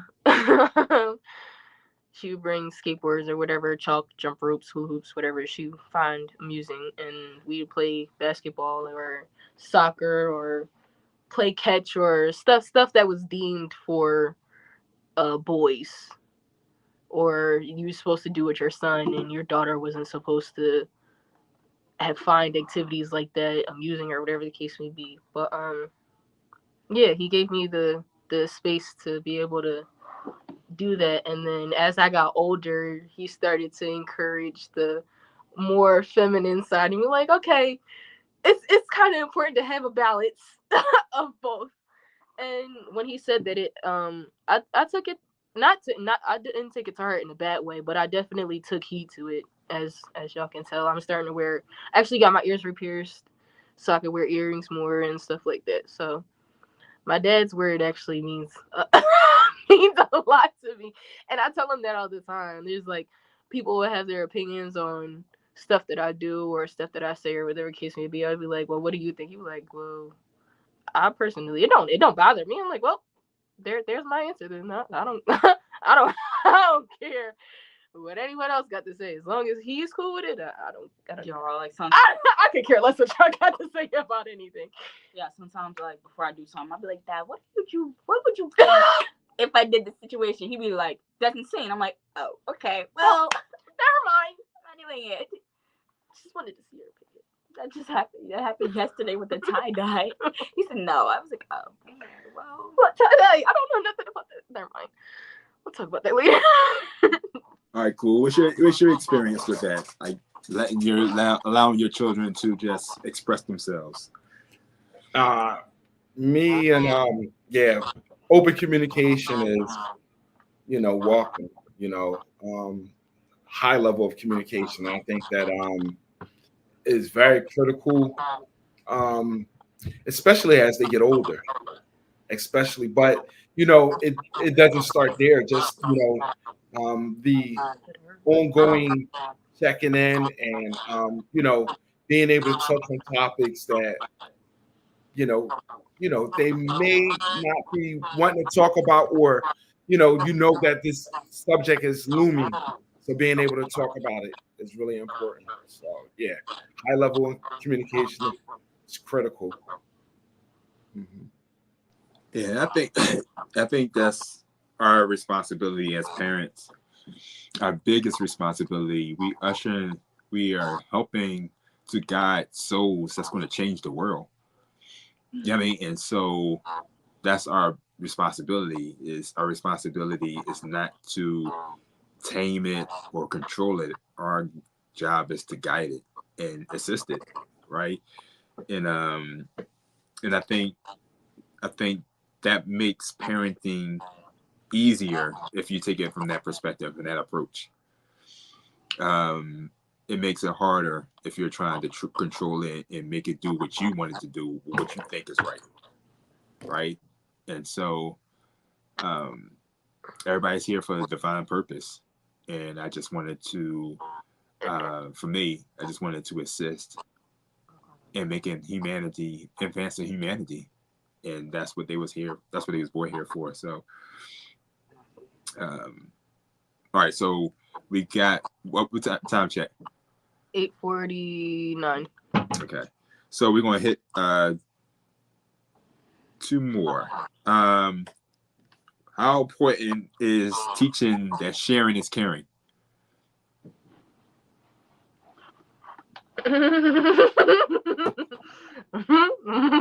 She gonna have to go first on that one. It's important because like you can they get to school and they're gonna have to share.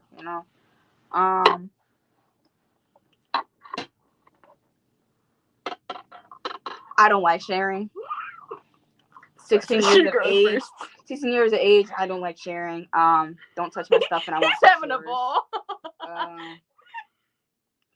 That's really it is. Like everybody got their own stuff. Like if you need it, then I'll chip in to get your own, but don't use mine. Don't touch my stuff. Cause I'm not usually because when I put stuff places, like I'm not gonna say OCD kicks in, but like I have everything a certain way, or it's gonna be a certain way. So I don't like don't even move an earring because I have it a certain way. But I don't like sharing.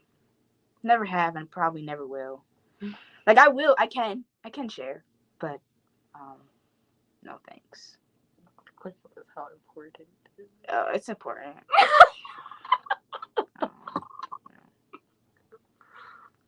That's why I let her go first on this because I know she don't like sharing nothing with nobody. She shares with me, but even then, that's that's limited. But she, I'm one of the very few people that she's willing to share stuff with. Yeah. This isn't my topic. I feel like I'm not gonna say always, but I've definitely almost always. Yeah, I'm always open to sharing. Oh, I thought you were gonna say you had to share. Oh no, had to share? Yeah, I never had a choice. Well, maybe not that I can remember, because I was 2, and then this one came. So as far as like toys, or but then again, me and her never really played with the same toys. I liked action figures and toy cars, and she liked Barbies and houses and stuff like that. So yeah, but toys. You did, but like when we was kids, the majority of stuff you played. Anytime I got a Barbie doll, you got it because I didn't want to play with it. I didn't understand, and still till this day don't understand the point of Barbie dolls. But that's a different conversation. See, so they just sit there. I don't get it. Look, that's just my opinion. Talk. As far as sharing, I do think it's important because there might be times where sharing could be like detrimental to and detrimental in certain situations, which I will give her props for. When it's necessary, she will. She won't want to, but she will. But yeah, I think it's important because there'll be certain situations where you'll need to share stuff, despite wanting to. Like for example, like you didn't like this was just how we were raised. But for example, like when we were kids, I've always had like small groups of friends. I've never really been a big group of friends people. I think the biggest group of friends that I've had was maybe like 7. But yeah, there was times where like I would have money to get something to eat, but my friends wouldn't. But I got something to eat, and I would share it with them. So, yeah. So certain aspects, sharing is important. Because I still have friendships till this day from when we was 10, 11 years old, just because of doing stuff like that. Like having something that they didn't at the time and still sharing it with them, even if it was a little or a lot. So I would definitely say sharing is important. Yeah, that's my viewpoint on it. It is important. Just struggle with it a little bit. Yeah, so I give you your props when it's detrimental, if you will. But if you don't have to, you won't. Don't say that. I share. I said if you don't have to, like if you don't absolutely have to and you don't want to. I just offered you side conversation. Okay. All right, Kabul, what's your take on sharing is caring? Oh man, sharing is very important. But I also believe that sharing is extremely important, especially with family. But also, I think that it's important that each individual have ownership of certain things, and that the ownership of certain things that they're able to govern. So for instance, I bought Kamua a computer, and I said, "Listen, this is your computer. I paid X amount of dollars for it. If you want to let your brothers use it, that's okay. But you are responsible.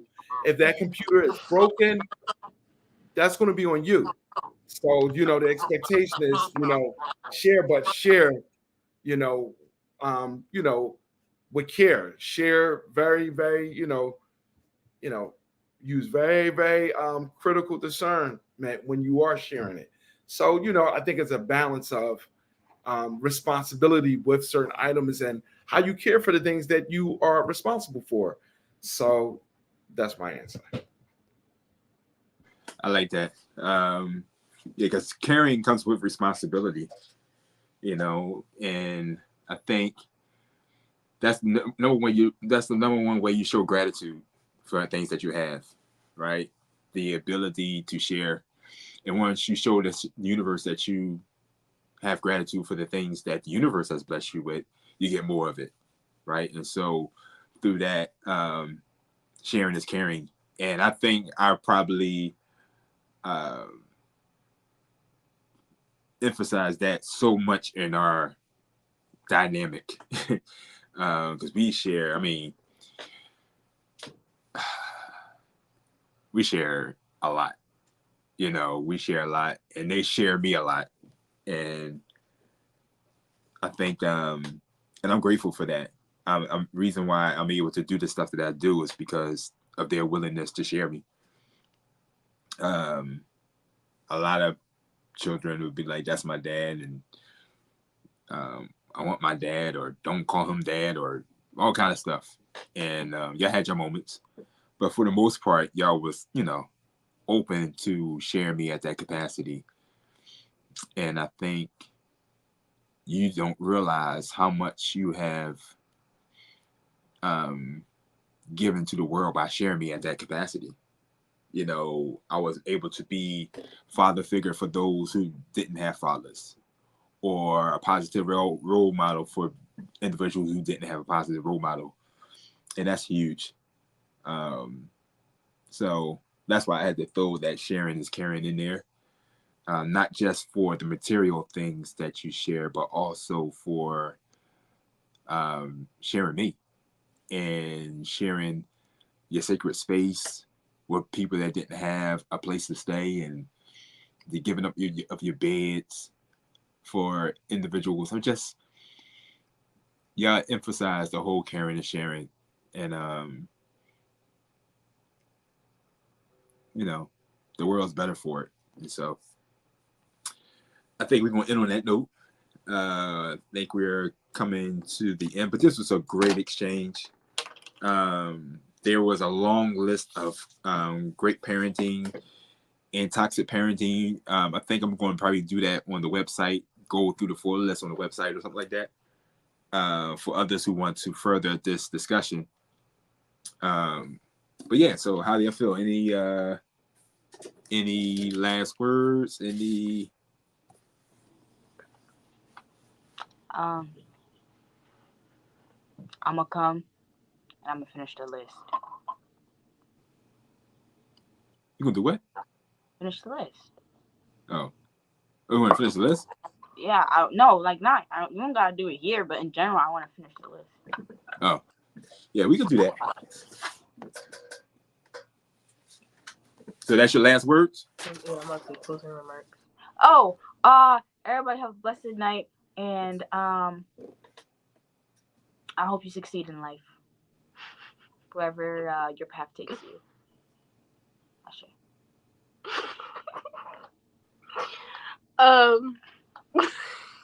Sorry.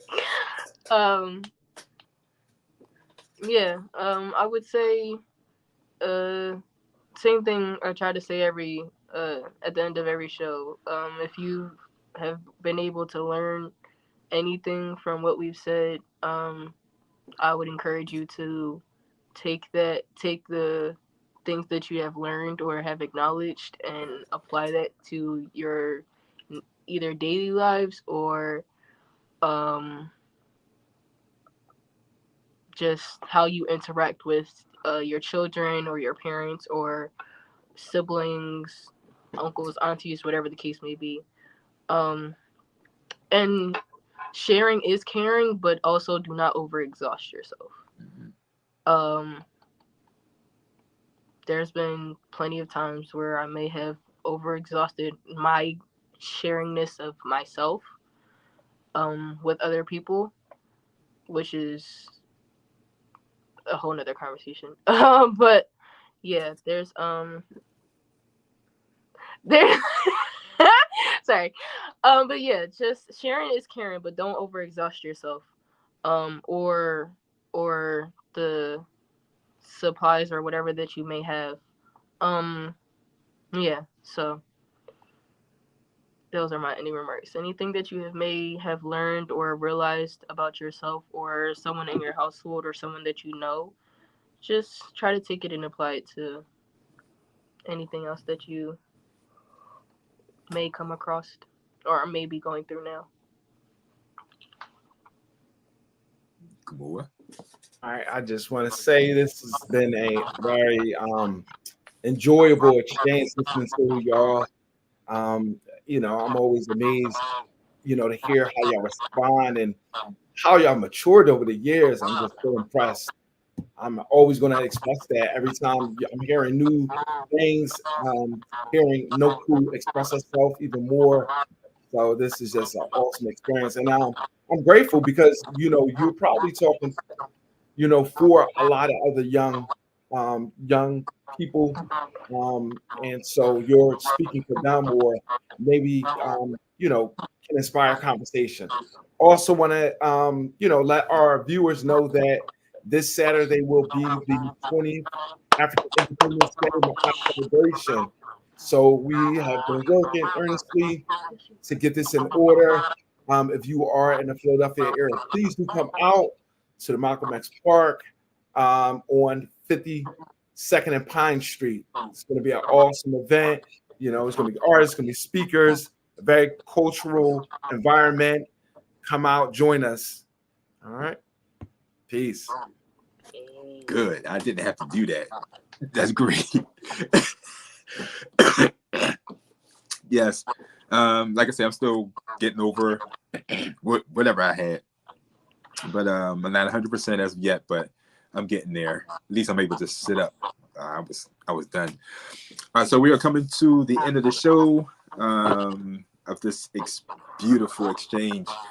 Thank you for joining us on this global movement towards self-discovery and empowerment, which equal true liberation and freedom. My closing remarks for the day is I just really want to emphasize this.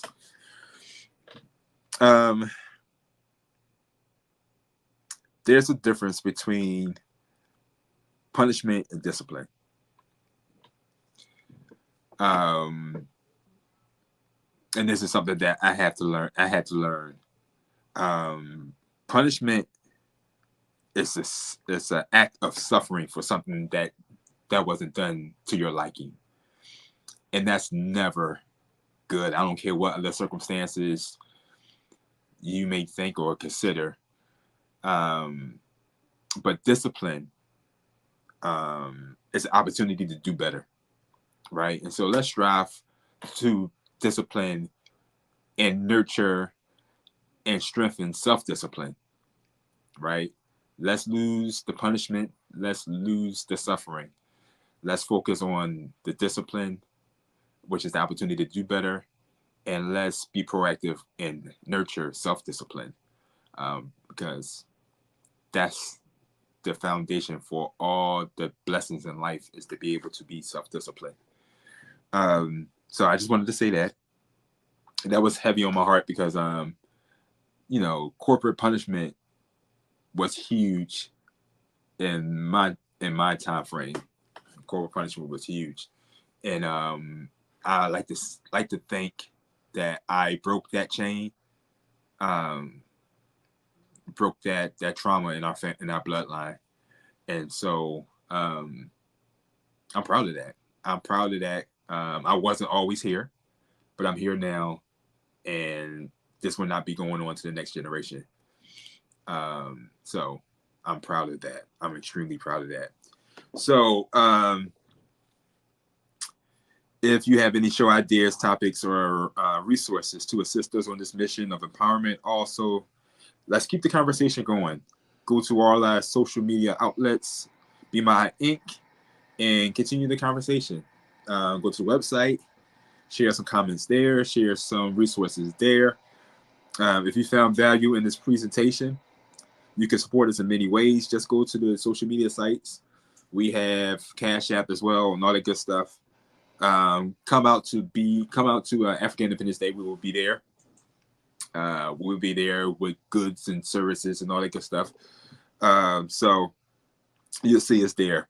The Cash App is on there, up there, and so we extend gratitude to all our supporters, all our sponsors. We are solely funded by your generosity. If you like this program, there's tons of other programming like this on this platform, and also could use your support. Donate to $Knowledge Born Allow on Cash App. I'm quite sure he's going to pop up with all the ways you can support him in this platform. We're just going to wait because he usually Generally still fun day. Celebrating 50 years of hip hop.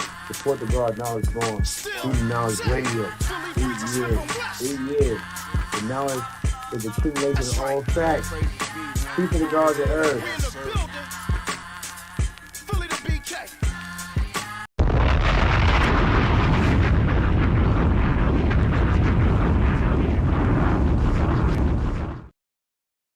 Love that brother. Love that brother. Oh, come on, stepped off, huh? All right, so thanks again in advance, and always remember to be Maat, become a master of life. We'll see you next Maat day, 7 p.m. My voice will be better, and all that good stuff. Next month's topic is going to be dynamic. Parenting was good. What do y'all think about that parenting session? Like each month, we're going to dedicate to area of life activity. What y'all think about that? I like it. I like being able to talk about how we viewed it differently than an adult would. Yeah. So that was dope. Yeah, I definitely brought some serious context. And like I said, I think that y'all really empowered some young folks to speak up for themselves and in a respectful manner. I haven't heard anything disrespectful as of yet, but I heard a lot of great conversations that has been had based off this exchange that we've been having for like the last month and a half. So thank you. Salute, and I'll see y'all in a couple of minutes. And I'll see y'all next Maat day.